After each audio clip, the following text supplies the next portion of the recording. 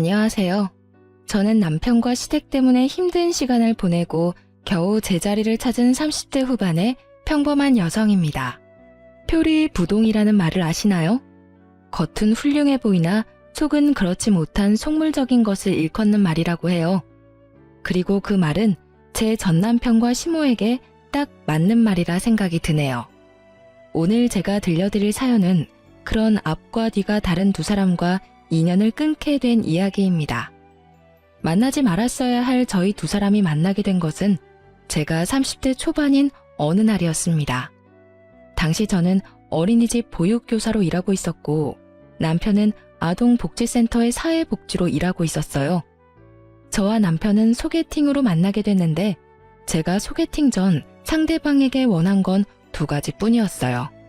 술, 담배를 하지 않았으면 좋겠다고 말이죠. 요즘에 술 안 하는 사람은 없을 텐데 제 지인은 그런 사람 있다며 소개를 해주겠다고 하더군요. 처음 남편을 보았을 때는 착하고 순한 사람이라는 생각을 했어요. 그래서 저는 그 사람과의 만남을 이어갔죠. 그렇게 순순히 결혼으로 이어질 줄 알았던 저희 만남에 순간 브레이크가 걸린 일이 생겼어요. 바로 종교 때문이었죠. 저는 무교였고 저희 부모님도 종교가 없었어요. 조부모님은 불교였지만 다 돌아가시고 없었고요. 그래도 제사는 꼬박꼬박 지내는 집이었는데 남편 집은 달랐어요. 교회를 다니시더라고요. 특히 시모 될 사람은 독실한 신자셔서 주말뿐만 아니라 새벽이나 밤에도 다닐 정도로 교회와 그 커뮤니티를 사랑하는 아주 신실한 분이셨어요. 게다가 남편은 모태신앙으로 일하고 있는 곳도 기독교 재단인 곳이었거든요. 솔직히 고민이 안 될 수가 없었어요. 이혼 사유 중에 생각보다 많은 게 종교적인 문제인데 괜찮을까 싶었어요. 어머니에게 이야기를 해봤더니 생각 외로 긍정적인 답변이 금방 나오더라고요. 괜찮지 않니? 사이비 종교 이런 것만 아니면 솔직히 제사 지낼 것도 없고 교회 사람들끼리 나눔도 많이 하고 그런 것 같던데 네가 괜찮으면 엄마도 반대는 안 할 거야. 사람이 중요한 거지 종교보다야. 어떤 종교를 가지든 그 사람이 괜찮고 좋으면 돼. 그 말에 저도 곰곰이 생각했어요. 그리고 제게 청혼을 했던 남편에게 말했어요. 몇 번 다녀보다가 나랑 안 맞으면 나도 더 이상 안 나갈 거야. 그래도 괜찮아? 괜찮지. 고마워 자기야. 우리 엄마는 당신이랑 결혼한다고 하니까 엄청 좋아하셔. 그 이야기를 듣고 뭉클하지 않을 사람이 어디 있을까요? 저는 결혼 직후부터 시모 시부와 함께 교회에 다니게 되었어요. 생각보다 나쁘지 않았고 사람들도 좋았어요. 딱 한 가지 불편한 건 몸이 불편한 시부를 모시는 일이었는데 그건 남편이 많이 도와줘서 걱정 없었어요. 시부는 뇌졸중으로 몸이 많이 안 좋은 분이셨어요.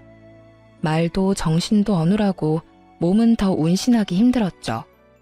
보통 병원에 보내는데 시댁에서는 직접 케어하고 계시더라고요. 그 부분이 참 대단하다 생각했어요.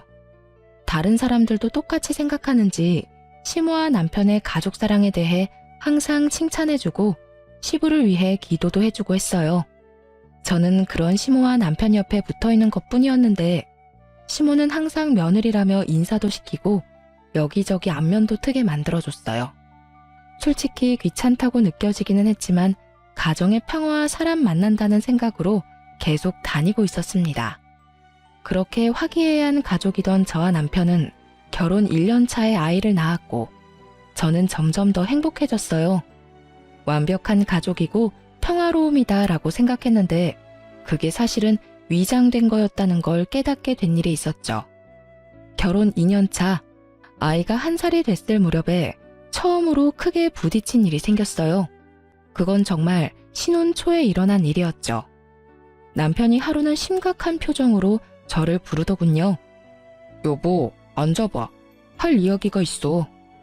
무슨 이야기? 전 아무 생각 없이 거실 소파에 앉으며 남편에게 물었어요. 우리 전셋집 내놓고 우리 본가랑 합가하는 건 어때? 합가? 싫어. 아직 신혼인데 무슨 합가야? 제 입에서는 대뜸 거절의 말이 나왔습니다. 그만큼 생각조차 없던 일이었으니까요. 남편이 제게 이야기를 꺼내온 건 지금 살고 있는 신혼집이 제가 결혼 전부터 살고 있던 제 명의의 전셋집이었기 때문이었어요.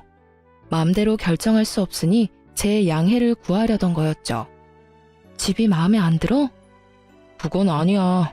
엄마가 합가를 원하시는 것 같아서. 솔직히 우리도 전셋집에서 계속 살 수는 없잖아. 이 집 전세금으로 본가 리모델링 싹 해서 들어가면 좋을 것 같아서 그래. 어머님이 합가를 원하신다고? 나한테는 별말 없으셨는데? 그런 낌새조차 없으셨다고. 합가 이야기 엄마가 먼저 꺼내면 너무 원하는 것처럼 보일까봐 내가 말하는 거야. 솔직히 엄마 혼자 아버지 모시는 것도 힘들고 그 집도 평수는 좋은데 옛날 집이다 보니 아버지 수발 들 때 불편한 것도 있고 생각해보지 않을래? 저는 너무나 당황했습니다. 시부 때문이라면 할 말은 없지만 그래도 신혼은 즐기게 해줄 줄 알았어요. 그리고 남편도 결혼 전에는 따로 자취하며 살았기에 시부를 모시는데 큰 어려움은 없었나 보다 싶었는데 갑작스레 이런 이야기를 들으니 당황할 수밖에요. 이런 이야기하는 게 좀 냉정해 보일 수도 있는데 나는 싫어. 수발을 드는 게 싫다기보다는 합가 자체가 싫은 거야. 이 집이랑 시댁도 가깝고 굳이 합가 안 해도 아버님 모실 수 있는 방법도 많은데. 그리고 당신 항상 퇴근이 늦잖아. 그러면 시댁에 있는 동안 일은 나 혼자 해야 한다는 뜻이고. 안 돼. 난 못해. 자신도 없고 싫어. 여보, 생각 좀 해보고 말해줘. 싫다고 딱 잘라 말할 수 있는 게 아닌 거 알잖아. 엄마도 고생 많이 하셨고 나도 최대한 도와줄 거야. 당신한테만 다 맡기진 않아. 그리고 엄마가 애도 봐줄 수 있고 얼마나 좋아? 그래도 싫어. 애는 내가 더 잘 봐. 그리고 최소한 이야기 꺼내기 전에 내 생각이 어떤지 물어봤었어야지. 갑자기 합가하자 라고 하면 누가 좋아해? 여튼 난 싫어. 아버님 수발 드는 거 힘들면 내가 도와드릴 수는 있어. 하지만 합가는 아니야. 애 데리고 합가. 당신이랑 나 좋아서 결혼했는데도 신혼 초에는 이것저것 많이 부딪혔거든?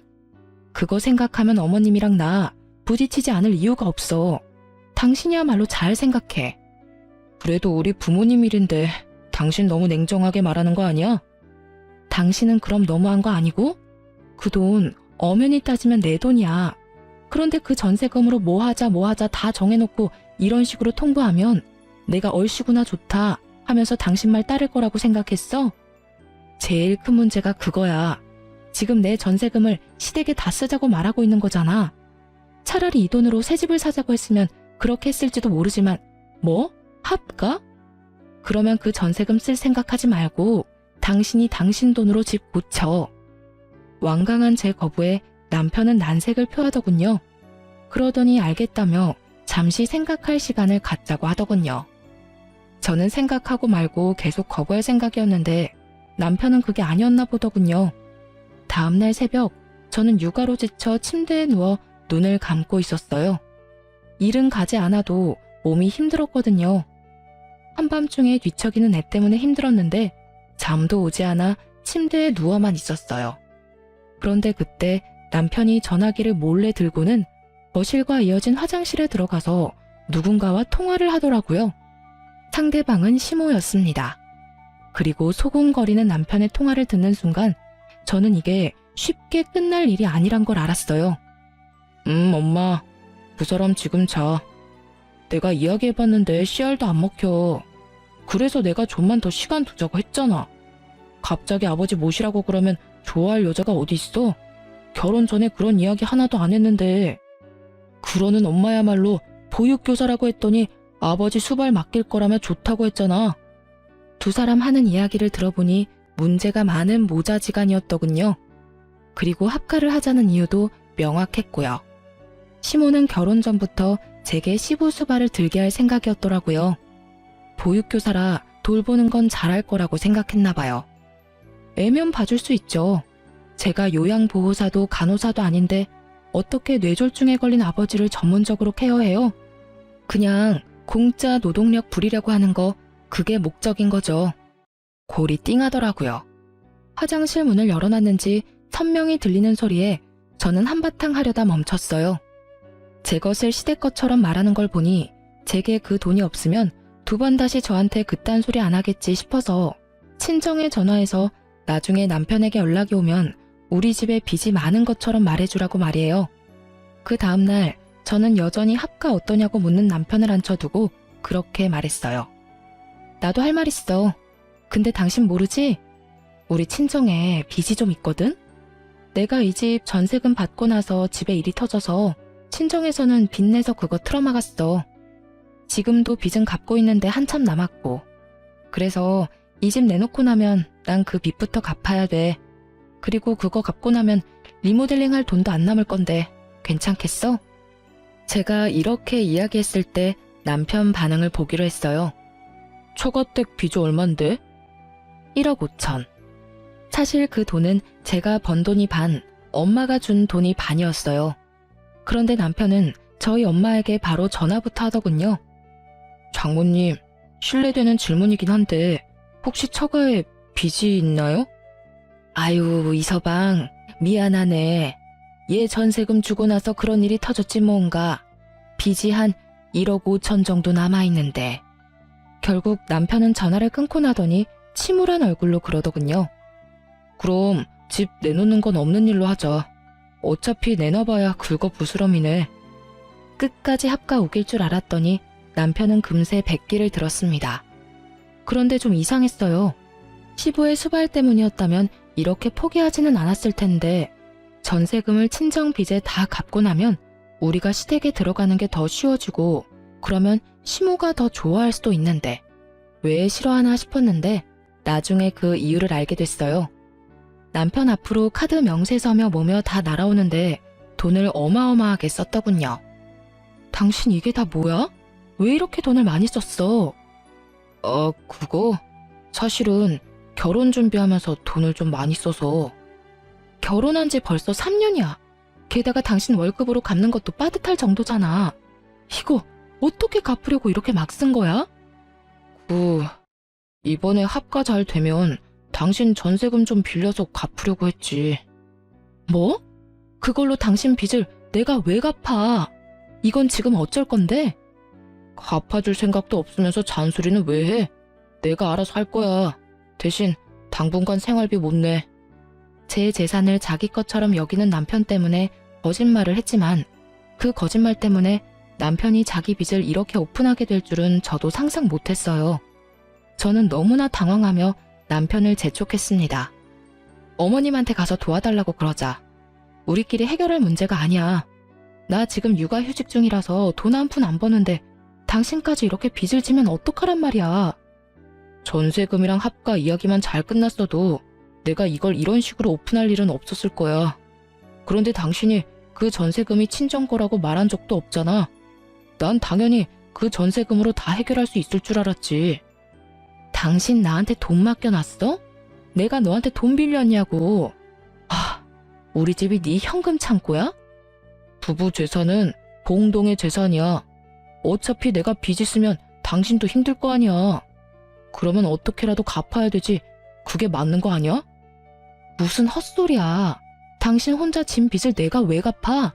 그럼 그 돈은 어디다 쓴 건데? 남편은 아무런 말도 하지 못했습니다. 결국 우리들의 언쟁은 남편의 자리 회피로 끝이 났고 저는 남편에게 문자를 보냈습니다. 어머님한테 연락해서 어떻게든 도와달라고 해.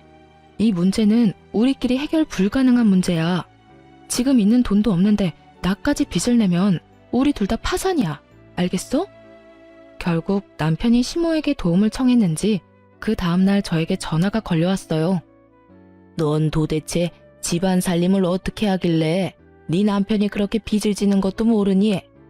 그 이야기에 정말 당황했습니다. 왜 저를 탓하시는지? 돈을 빌린 건 본인 아들인데 말이죠. 어머님, 저는 아무것도 모르고 있었고 생활비도 그 사람은 저한테 한 달에 50만 원밖에 안 줬어요. 나머지는 본인이 알아서 쓰고 있었다고요. 한 달에 꼴랑 50만 원 받는 걸로 무슨 살림을 어떻게 살라고요? 그럼 저 혼자 벌어서 세 식구 살림하란 말이에요? 얘는 또 뭐 그런 식으로 이야기를 하니? 어쨌든 이번 일은 내가 해주기로 했다. 앞으로 정신 좀 똑바로 차리고 살아. 살림은 그렇게 하는 거 아니야. 알아듣겠어? 저한테 말고 남편한테 말씀하세요. 제가 그런 말을 들을 이유가 없어 보이네요. 집안일에 도움 줄 거 아니면 방해나 되지 말라고요. 결국 시모와 저도 다투게 되었고, 시모는 더 이상 말해봐야 자기 아들 얼굴에 침 뱉는 일밖에 안 되니 뚝 전화를 끊어버리더군요. 그 뒤로 남편이 제게 왜 어머니와 다퉜냐며 화를 냈지만 저는 제가 화를 낸 게 잘못됐다고 생각하진 않거든요. 그래서 남편한테 얘기해줬죠. 당신이 잘했으면 어머님이랑 나랑 싸울 일도 없어. 애초에 당신이랑 싸울 일도 없었겠지. 그래서 앞으로 이런 일로 다시 한 번 더 우리 결혼 생활에 문제가 생기게 되면 나 절대로 당신 가만히 안 둬. 알았어? 한 번만 용서해주고 넘어가는 거야. 두 번은 안 돼. 알아들었어? 다시 사고 치면 그때는 당신이고 뭐고 안 볼 사람 되는 거라고. 용서를 한다고 말은 했지만 저는 수상한 마음이 들었습니다. 그 많은 돈을 썼다면 쓴 흔적이 있어야 되는데 저희 집에는 전혀 그런 흔적이 없었거든요. 코인이나 주식을 했다면 핸드폰을 끼고 살아야 되는데 그런 것도 아니었고요. 그렇지만 이미 남편의 빚은 시모 덕분에 사라졌고 남편은 그 뒤로 얌전했기 때문에 조금씩 마음을 놓았어요. 그때 더 파고들었어야 했는데 그 의심의 불을 지핀 일은 불과 몇 달 만에 일어났습니다. 저희 아파트 아랫집에 조리원 동기가 살았거든요. 애들 생일이 똑같고 같은 아파트라 친하게 지내곤 했는데 그 동기가 저한테 동영상과 사진을 보냈더라고요. 자주 애들 사진 공유하니까 애들 사진인가 보다 싶어 들어갔는데 저는 사진을 보고 너무 놀라 들고 있던 컵을 떨어뜨리고 말았습니다. 그 영상에는 남편과 한 여성이 저희 아파트 지하주차장에서 손을 잡고 포옹을 하며 다정하게 붙어있는 장면이 그대로 녹화되어 있었어요. 저는 부랴부랴 조리원 동기에게 전화를 했습니다. 이게 뭐야? 이거 어디서 난 거야? 언니, 봤어요? 그거 형부 맞죠? 세상에, 어쩐지. 나 요즘에 배달시킨 게 계속 없어져서 아파트에 관리사무소 가서 CCTV 확인 좀 해달라고 했거든요. 계속 물건이 없어진다고요. 좀도둑이 제 박스를 가져가는 게 보이긴 하는데 지하까지 가더라고요. 그래서 저도 지하 주차장 CCTV까지 봤죠? 근데 그 도둑놈이 사람 인기척에 놀라 흠칫하며 후다닥 지나가는데 옆에서 형부랑 그 여자랑 둘이 있더라고요. 너무 놀라서 언니한테 영상 보낸 거예요. 그 여자 누군지 모르겠어요? 전혀 짐작도 안 되는 여자였어요. 남편이 밖에서 여자를 만난다는 것도 모르고 있었으니까요. 지금 당장 남편에게 전화할까 하는데 그때 제가 자주 보던 고민 상담 코너에서 분류는 증거 싸움이라는 말이 언뜻 떠오르더군요. 저는 이 쥐새끼 같은 남편과 상간녀가 증거를 다 불태우기 전에 몰래 증거부터 수집하기로 했습니다. 그리고 상간녀의 뒤도 같이 캤어요. 털어서 먼지 안 나오는 사람 없잖아요. 작정하고 증거를 모으는데 상간녀도 참 양파 같은 여자더군요. 게다가 더 열받는 건 남편이 그때 빚진 거 있잖아요. 그 돈을 전부 그 여자한테 다 털어넣었다는 사실이에요. 와이프는 집에서 애 보느랴 돈 아끼랴 개고생하며 사는데 상간녀에게 이것저것 선물 다 해주고 결국에는 빚까지 진 호구 같은 놈을 어떻게 해야 하나 고민하다가 일단 시모에게 먼저 이야기하기로 했습니다. 시모가 독실한 기독교인인데 자식이 불륜을 저지른다고 하면 남편을 혼내줄 거라고 생각했거든요. 그런데 그 반응은 제 예상과 180도 달랐어요. 네가 잘못한 거 아니니? 내 아들하고 닮은 사람일 수도 있지 않니?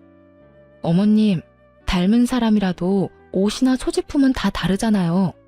지금 남편 입은 옷이며 소지품은 다 저희 집에 있는 물건이에요. 그렇다면 이미 결론이 난 것 같은데 넌 도대체 이 일을 왜 나한테 이야기하는 거니? 네?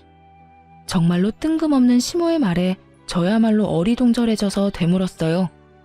네가 남편 뒤나 캐고 다니면서 남편 불륜이나 지어서 말하는 거 보니 네가 의부증인가 보다. 이게 우리 아들이라는 건 맞다고 치자 네 말대로. 그런데 너 없는 이야기 지어내고 그러면 못 써. 그 여자랑 그냥 아는 사이일 수도 있지 않니? 어머님, 숙박업소에서 함께 나온 거 보면 확실하잖아요. 난 그런 거 모르겠고 헤어질 거 아니면 그냥 덮고 살아라. 집이며 주변 시끄럽게 하지 말고. 저는 그간 쌓아온 시모에 대한 신뢰가 와르르 무너지는 기분이었습니다. 제가 시모에게 남편의 불륜에 대해 먼저 말한 것은 시모가 남편을 따끔하게 일러주길 바라는 마음에서였어요. 그리 독실하고 신실한 시모이니 자기 아들의 불륜을 알면 아들에게 저 대신 인간의 도리를 따져 제정신을 차리도록 만들어줄 거라 생각했거든요. 그런데 이런 반응이라니. 저는 배신감에 치를 떨며 집으로 돌아왔어요. 이를 바득바득 갈며 모아놓은 증거를 보며 저는 그날 저녁 남편에게 제가 모은 증거를 들이밀며 따졌습니다. 이거 설명해봐. 제가 던진 사진에 남편 놈이 저를 빤히 쳐다보더군요. 또 내 뒷조사했냐? 뒷조사했으면 왜? 잘못됐어? 열받으면 너도 내 뒷조사해. 나는 아무것도 걸릴 거 없으니까. 나처럼 네가 떳떳하면 문제 없잖아. 그런데 지금 이게 뭐야? 네가 바람피운 증거가 떡하니 있는데? 아, 진짜 너 최악이다. 어떻게 남의 사생활을 이런 식으로... 불륜이 사생활이야? 말 같은 소리를 해. 어디서 개 짖는 소리 그만하고. 그리고 너 알고는 있어? 그 여자 가정까지 있는 유부녀야. 알고 만나는 거니? 알고 있어. 뭐? 안다고. 그 사람도 곧 이혼하고 나랑 결혼하기로 했어. 결혼? 미쳤어? 당신 유부남이야. 그게 뭐? 솔직히 당신이랑 결혼 잘못한 것 같아. 그 여자를 먼저 만났다면 당신이랑 결혼 안 했을 거라고. 당신 직업이 엄마 마음에 들어서 결혼한 거야. 그걸 말이라고. 정신이 나갔네. 제정신이 아니야. 제정신이었으면 결혼해서 네 새끼 낳아준 마누라한테 이런 말을 할 수가 없지. 당신이 알았으니 차라리 잘 됐어. 우리 이혼하자. 뭐가 이렇게 당당한가 싶었어요. 가진 거 쥐뿔도 없는 놈이 저만큼 당당하니 뭔가 큰 걸 감추고 있나 싶을 정도였죠. 남편과 싸우고 난 뒤 저는 시모와 함께 가던 교회에 안 갔어요. 갈 기분도 아니었고 그런 식으로 말하는 시모와 마주하고 싶지도 않았거든요. 그런데 그날 시모에게 전화가 왔더군요. 너 오늘 왜 안 왔니? 너 이거 신뢰의 문제야. 오늘은 아파서 못 나온다고 했으니 다음은 꼭 나와. 아들이 바람을 펴서 집안이 난리가 났는데도 교회에 운운하는 시모를 보니 완전 눈이 확 돌아버리더라고요. 안 나가요. 제가 거길 왜 나가요? 이제 그 사람이랑 이혼할 판인데. 뭐? 너희 이혼한다고? 네, 그 사람이 이혼하자입니다. 그것도 가정이 있는 여자랑 결혼하겠다고요. 제 말에 살짝 충격 먹은 건지 시모가 순간 아무 말도 못하더군요. 이제 좀 속 시원하세요? 저를 의부증으로 몰아가면서 아들 두둔하시더니 하필이면 가정이 있는 여자랑 바람을 핀다니 어떠세요? 저는 기분이 아주 더럽던데. 덮고 살고 할 것도 없었네요. 빌며 사과라도 하고 다시는 안 만나겠다고 해도 용서해줄까 말까인 상황에 유부녀를. 그만해라. 어차피 너희 사이 망가진 거 고칠 수 없어 보이니 이혼하는 것도 한 방법이지. 그리고 너 이혼할 거면 곱게 해. 어디 가서 소문나도록 하지 말고. 처신 똑바로 하라는 소리야. 알아들어? 세상에, 제가 들은 게 맞나 싶었어요. 아들 두둔하는 거야 그렇다 손 치지만 저한테 처신을 똑바로 하라니. 제 자식한테는 쓴소리 하나 하기 싫고 며느리한테는 쓴소리며 못할 소리며 가리지 않고 하는 시모를 보니 저도 이성의 끈이 뚝 끊어졌어요. 이혼하는 마당에 그걸 어떻게 신경 써요? 그렇게 조용히 저희 이혼시키고 싶으시면 어머님이 알아서 하세요. 저한테 이래라 저래라 하지 마시고. 시모 때문에 열받아서 씩씩거리는데 상간녀가 저한테 연락이 왔어요. 잠깐 나오세요. 서로 할 말 많잖아요. 내가 너 오란다면 오고 가란다면 가는 사람이야? 나 당신 같은 여자랑 상종도 하기 싫으니까 2번 다시 연락하지 마. 저도 앞으로 연락 안 할 거예요. 한 가지만 말하려고 했는데 그럼 전화로 하죠. 집에 있는 거 다 놔두고 몸만 나가세요. 지저분하게 굴면서 이혼 안 하려고 발버둥 치지 말고요. 뒤처리하는 저도 생각해줘야죠. 정신 나간 년이 여기 또 있네? 이보세요 상간년아. 뒤처리는 네가 다 해야 할 것이고 대신에 이혼은 무조건 내가 해준다. 그리고 여기 있는 내 물건 딱 다 들고 갈 거야. 네가 사귀는 그 나쁜 불륜남한테 무슨 소리 들었는지는 모르겠지만 쓰레기 새끼 데리고 살아봐야 쓰레기라는 거 언젠가는 깨닫기 바란다. 한 번만 더 전화해서 이딴 도발하면 너네 회사로 가서 한바탕 뒤집어 줄 거야. 쓰레기라도 뺏기니까 속 쓰려서 발악하나 본데 나는 그 사람하고 헤어질 생각 없어요. 우리는 사랑으로 맺어져 있고 당신 같은 사람은 그냥 거쳐가는 사람일 뿐이라고. 어디서 버림받은 주제에 큰 소리야? 버림받았으니까 큰 소리 치지. 마음 같아서는 온 동네방네 돌아다니면서 두 연놈들이 무슨 짓 했는지 다 까발리고 싶다만 내가 나중을 위해서 참는 거야. 두고 너네들한테 복수하려면 지금 법에 문제되는 일 만들어서 처벌받으면 곤란하지. 벌벌 떨면서 살아. 내가 위자료 소장 어디로 던질지 모르니까. 남편과 시모 상간녀까지 재수없는 것들과 드자비질하는데 지치는 건 저더군요. 그래서 한 번에 싹 다 정리하기로 마음먹었습니다. 그날로 저는 남편과 이혼 소송에 들어갔습니다. 그리고 그와 동시에 집주인에게 전화를 했어요. 재계약 안 하겠다고요. 때마침 전세 재계약 날짜가 다가오고 있었거든요. 부동산에서 왔다 갔다 하는데 남편에게는 이야기도 안 했어요.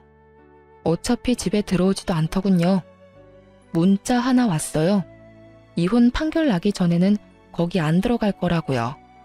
제 신혼집도 재산 분할에 들어갈 거라는 착각이라도 한 모양이더라고요. 저는 모르는 척했어요. 알려줄 필요도 없었죠.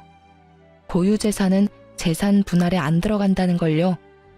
그렇게 전셋집은 새로운 계약이 됐고 이사 전날 저는 짐을 모두 싸서 친정으로 모두 보내버렸어요. 큰 가전 중에 쓸만한 것은 모두 팔아버렸고 남편 짐은 그대로 놔뒀어요. 그리고 제 짐 다 보내고 남편 놈에게 문자 하나 보냈어요. 짐 가지고 꺼져. 라고 말이죠. 남편 놈은 답도 없더군요. 저는 코웃음을 쳤습니다. 남편 놈이 이제 당할 일들이 눈에 선했거든요. 역시나 다음날 아침이 되니 집주인이 전화가 왔더라고요. 아유 세대, 짐을 이렇게 빼다 말면 어떡해? 좀 있으면 새로운 세입자 들어오는데 빨리 와서 빼줘야겠는데. 어머, 제 전남편이 아직 안 뺐나 보네요. 아주머니, 죄송한데 전남편이 제 연락은 안 받아서 그러는데 전화번호 알려드릴 테니까 전남편한테 직접 전화 좀 해주시면 안 될까요? 전남편 그러니 집주인도 눈치를 챈 모양이더군요. 아이고 알았어. 내 전화해 볼게. 그렇게 집주인과 전화를 끊고 10분도 지나지 않았는데 전남편에게 연락이 왔더군요. 이제야 이 상황이 얼마나 급한지를 알았던 모양이에요. 저는 시침이 뚝 떼고 전화를 받았어요. 야, 너 도대체 뭐 하는 거야? 집을 왜 멋대로 계약 해지한 건데? 내가 돈 내고 계약한 집을 내가 내놓겠다는데 당신이 왜 이 난리야? 누가 보면 당신 집인 줄 알겠네. 그거 우리 재산 분할에 들어가야 되는 목록이라고. 웃기시네. 야, 너 그거 믿고 나한테 그렇게 큰 소리 뻥뻥 쳤어? 어쩐지 상간녀가 나더러 집에 있는 물건 하나도 가져가지 말라더니. 그거 이혼 전에 내가 취득한 고유재산이라서 재산 분할 안 되는 건 몰랐지? 게다가 우리 혼인 기간이 3년밖에 안 돼. 기간 짧아서 해당 안 되고 어줍잖게 주워들은 건 있나 본데 그러면 끝까지 잘 들었어야지. 뭐? 아 진짜? 야, 너 당장 다 돌려놔? 가전이며 가구며 다 돌려놓으라고. 그거 네가 샀어? 내가 다 샀잖아, 도둑놈 같은 놈아. 우리 집에서 네가 가져갈 건 네 몸뚱이랑 네가 산 물건들 뿐이야. 짐 정리하다가 네가 사준 거 놔두고 오려고 눈에 불을 켜고 봤는데 웨딩 반지 말고는 눈 씻고 봐도 없더라. 에라이 나쁜 놈. 와이프한테는 돈 하나 안 쓰면서 상간녀한테는 펑펑 돈 다 쳐쓰고 엄마한테 손이나 벌리는 호구 같은 자식. 앞으로는 너하고 상종도 안 할 거야. 애수가 없으려니까. 야, 너 말 다 했어? 재수가 없어? 누가 할 말인데? 너랑 처갓집이 돈 한 푼 없이 빚만 한가득인 거 미리 알았으면 결혼하자고 이야기도 안 했을 거야. 그래놓고 이런 식으로 뒤통수를 쳐? 아, 그걸 진짜라고 생각한 거야? 우리 집에 빚 없어. 너 이혼할 때 내 금융기록 안 봤어? 나 빚 없고 우리 부모님도 빚 없어. 그 전세금은 부모님이 주신 돈 반, 내가 번 돈이 반이지. 뭐? 그럼 왜 나한테 너 빚 있다고 거짓말한 건데? 왜 했겠냐? 너 내 전세금 네 것처럼 생각하면서 나더러 합가하자고 한 거잖아. 네 놈이 합가하자고 말 꺼낸 다음날 시어머니랑 너랑 하는 이야기 다 들었어. 시모는 나를 수발드는 식모로 쓰려고 했고 너는 나를 돈 뽑는 기계로 생각했지. 당연히 나도 내 돈 지켜야 하잖아? 그래서 거짓말했어. 그게 무슨 잘못이야? 그래서 내가 빚을 지기를 했어? 있는 돈을 다 까먹기를 했어? 내가 혼인이 파탄에 이를 정도로 나쁜 짓을 했나? 그대로 가만히 놔뒀으면 다 우리 돈이 됐을 텐데. 이보세요 아저씨, 돈 다 까먹고 나한테 책임지라던 너를 보면서 새삼 내가 그런 거짓말을 한 게 다행이라는 생각이 들더라. 미친놈아, 미치려면 곱게 미쳐. 그리고 대가리도 그만 굴리고. 잔대가리 굴리다가 봐, 너만 똥 됐지. 그렇게 하고 싶은 말 다 하고 전화를 끊으니 속이 다 시원하더군요. 사실 전세금의 절반은 어머니가 주신 거라 어머니에게 맡겨두고 저는 아이와 함께 친정에 잠시 몸을 맡겼어요. 그리고 이혼 확정되고 나서는 시모가 다니는 교회에 인사를 하러 갔어요. 그간 다녔던 정이 있는데 이야기는 해야 할 것 같아서요. 그런데 저를 보는 사람들 눈빛이 놀라움으로 가득 차 있더라고요. 왜 저러나 싶었는데 교회 집사님이 오시더니 저한테 말했어요. 아니, 얼마 전에 암으로 죽었다고 하지 않았어? 암이요? 알고 보니 시모가 아들 이혼했다는 말하기 싫으니 저를 죽은 사람으로 만들어뒀더군요. 이혼 이야기 나오고부터 6개월 넘게 다니지 않았는데다가 그때쯤에는 집도 친정으로 옮긴 상태라 오며 가며 볼 사람도 없었으니 다들 시모 말만 듣고 제가 죽었다고 생각했다고 하더군요. 다들 모르셨나 보네요. 제 전남편이 유부녀하고 불륜을 저질렀는데 저한테 이혼을 하자고 그러더라고요. 그 여자랑 살고 싶다고요. 그래서 이혼하느라 여기 못 온 거예요. 제가 늦게나마 신을 섬기게 돼서 그 사람들이 아무리 정신 나간 짓을 해도 용서를 해줄 마음이 있었는데 전남편과 어머님은 용서를 구하기는커녕 더 당당하게 이혼하려면 곱게 하라고 말씀하시더라고요. 세상에, 신을 섬기는 자들이 어찌 그리 부도덕한 짓을 하는지 어디 가서 똑같은 행동할까봐 겁나네요. 종교인이라고 하기에도 부끄러운 행동이에요. 어머, 설마 그런 일이 있을 줄이야. 그럼 그 여사님이 데리고 다니던 여자가 그 유부녀인가? 시모는 벌써 여기에 그 상간녀까지 데리고 다니는 것 같았어요. 그런데 산 사람을 왜 죽었다고 했대? 아무리 미워도 그런 짓을 하면 안 되지. 그분도 예전 같지 못하시네. 이 죄를 어찌다 회개하시려고. 회개를 할 마음은 있으시겠어요? 없던 일로 하고 싶어서 며느리를 죽은 사람 취급했는데. 어휴, 못 믿을 사람이네. 커뮤니티 내부는 그야말로 난리가 났고 자리에 시모도 없는데 시모의 악명이 순식간에 퍼져갔어요. 저는 인사를 하러 갔다가 시모에 대한 복수를 완수하고 사람들의 작별 인사를 받으며 교회 밖으로 나왔어요. 그런데 주차장 근처에서 시모의 목소리가 들리더군요. 예, 너 이런 옷 좀 입지 말라고 몇 번을 이야기했어. 불륜으로 우리 아들 만난 거 티내고 싶어서 그래? 도대체 애가 한 번에 알아듣는 법이 없어. 아휴, 내 아들이지만 어쩌면 보는 눈이 이렇게 없는지. 그래도 이전 며느리는 데리고 다니는 맛이라도 있었지. 이건 뭐 반반한 얼굴 말고는 뭐 하나 제대로 하는 게 없어.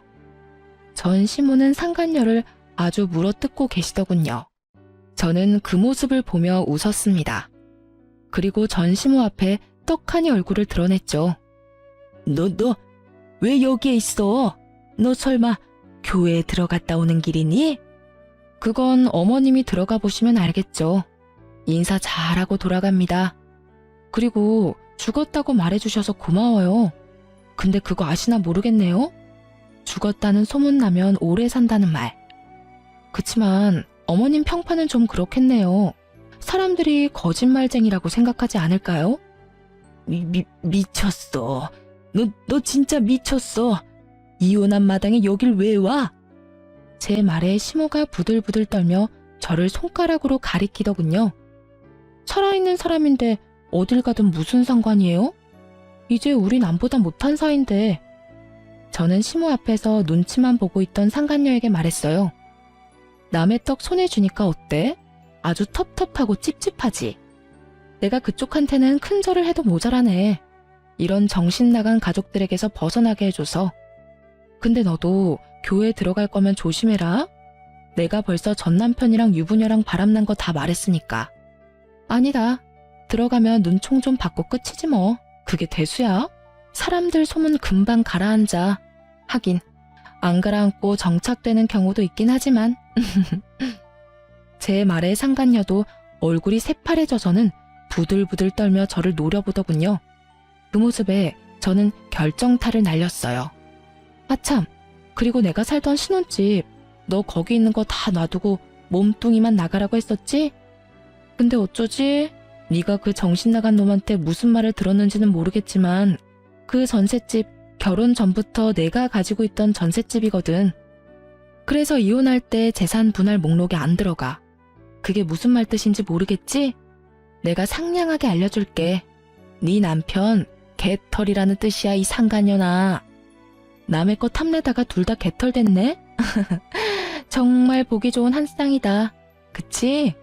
상간녀가 그 이야기 듣더니 벼랑간 가방 안에서 차키를 꺼내더니 급하게 차에 시동을 켜더군요. 예, 며느라가 어디 가냐? 나도 같이 가야지. 너만 가면 어떡해? 제가 왜 며느리예요? 아직 혼인신고 안 했거든요. 그리고 저는 돈 없는 남자랑 결혼할 생각 없어요.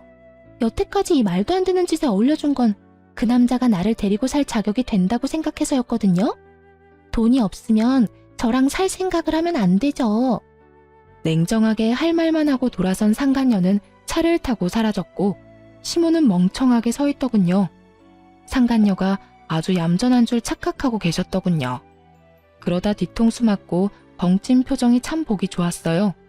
그리고 이때다 싶어 저는 교회를 향해 소리쳤어요. 어머, 어머님, 여기서 보네요. 제가 죽었다고 말씀하셨다고 하시던데 어머님은 잘 지내셔서 다행이네요. 결국 제 큰 목소리에 안에 있던 사람들이 나와 시모를 둘러싸자 시모는 참지 못하고 그대로 도망쳤어요. 헐레벌떡 뛰어가는 그 뒷모습을 보는데 어찌나 고소하던지. 나중에 소문을 들어보니 소문이 다 나서 그곳에 가지도 못하고 결국 노이로제 걸려서 병원 치료받으러 다닌다고 하더군요. 사람을 죽은 사람으로 만들려고 했는데 이 정도는 당연히 벌받을 생각하셨어야지. 그런 짓을 하고도 아무렇지 않게 넘어갈 양심 없는 생각을 하니 이런 불상사가 터지네요.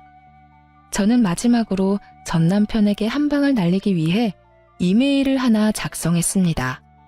그리고 전 남편의 회사로 휙 보냈죠. 그 안에 적힌 글은 남편이 한 짓들을 간략히 적은 글이었는데 보통의 회사라면 굳이 불륜 정도로 문제 삼지 않을 테지만 그 직장 자체가 좀 특수하거든요. 기독교 재단 아동센터. 아동을 돌보는 사람이며 게다가 신실한 사람들이 모인 곳에서 유부녀와의 불륜으로 조강지처와 아이를 버린 인간에 대해 좋게 생각할 리가 없으며 자신들의 이미지를 생각하지 않을 수가 없겠죠. 결국 전 남편은 회사에서 품위유지 위반과 심각한 사칙 위반이 적용돼서 직장에서 잘렸어요. 사실 이렇게 잘리기 쉽지 않은데 알고 보니 시모가 그 직장에 전 남편을 넣어줬던 건데 시모가 저지른 부도덕한 짓들이 직장까지 소문나면서 결국 남편을 해고하는 것으로 가게 됐다고 해요. 나중에 들어보니 상간녀도 전 남편에게 정 떨어졌는지 정말로 돈이 없어서 마음이 식었는지 전 남편을 버리고 떠났다고 하더군요. 저는 조금 늦게 상간녀에게 상간녀 위자료 소장을 보냈어요. 상간녀는 능력이 좋은 모양인지 그새 새로운 남자를 낚았더군요. 저도 몰랐는데 새로운 남자와 함께 있다가 불시에 제 위자료 소장을 그 남자가 보게 되어 한바탕 난리가 나서 다시 버려졌다고 합니다. 제가 거기에 있었어야 했는데 그 여자가 어떻게 버려지는지 봤어야 속이 더 시원했을 텐데 그럴 수 없던 게 너무 아쉽네요. 전 남편은 양육권이며 친권 다 포기하겠다고 해놓고는 이제 와서 징징대며 아이를 포기 못한다며 아이한테 면접 교섭권을 쓰겠다며 난리를 쳤어요. 결국 애 때문에 만나게 됐는데 남편 놈이 우물쭈물 하는 걸 보니 딱 감이 오더라고요. 이쪽이 본론이겠다 싶은 감. 그래서 제가 먼저 선수 쳤어요. 잠깐만, 나부터 이야기 먼저 좀 할게. 혹시라도 정말 혹시 말도 안 되는 이야기이긴 한데 만에 하나라도 나한테 미안하다 잘못했다 이런 이야기 할 거면 하지 마. 나는 너한테 사과받고자 나온 것도 아니고 용서를 하겠다고 나온 것도 아니야. 네 모습 보니까 걱정돼서 내가 한마디 하는 거야. 나는 너 용서할 생각도 없고 사과받을 생각도 없어. 그냥 이대로 이렇게 우리는 악연으로 있으면 좋겠고 이렇게 볼 때마다 화내는 사람으로 있었으면 좋겠어. 내 인생에서 이렇게 사람한테 큰 배신을 당해보니까 용서가 허용이 안 되는 사람도 있다는 걸 깨달았거든? 그러니까 그런 말할 거면 입도 빵긋하지 마. 제 말에 남편이 눈을 동그랗게 뜨더니 제 눈치만 살피며 힐끔거리더군요. 그렇게 면담하는 시간 내내 남편은 애를 보며 제게 뭐라도 말을 걸려고 했지만 저는 그 모든 말에 철벽을 쳐줬어요. 아이 때문에 만나긴 했지만 정말로 만나기 싫은 인간 같지도 않은 놈을 만나 할 말 같은 건 없었거든요. 그렇게 시간 보낸 뒤 우리는 헤어졌네요. 전 남편은 아무것도 얻지 못한 채로 혼자 터벅터벅 걸어갔죠. 그 뒤로는 애 보고 싶다는 말도 안 하고 연락도 없더군요. 아무리 봐도 제게 틈이 없었다는 걸 깨달았는지 애를 방패 삼아 연락해오는 일은 없어서 다행이었어요. 저는 싱글맘이 되었지만 옛날보다는 더 편하게 사는 것 같아요. 그리고 나쁜 놈들은 다들 죄다 죗값을 받았으니 저도 속 편하게 발 뻗고 잘 수 있고요. 자승자박이라고 자기가 만든 줄로 제 몸을 스스로 묶었으니 결국은 본인이 한 말과 행동 때문에 더 이상 주변의 도움을 구할 수 없는 상황에 빠졌다는 걸 시모와 전 남편이 꼭 깨달았으면 하네요. 그럼 지금까지 긴 글 읽어주셔서 감사합니다. 즐거운 하루 보내세요.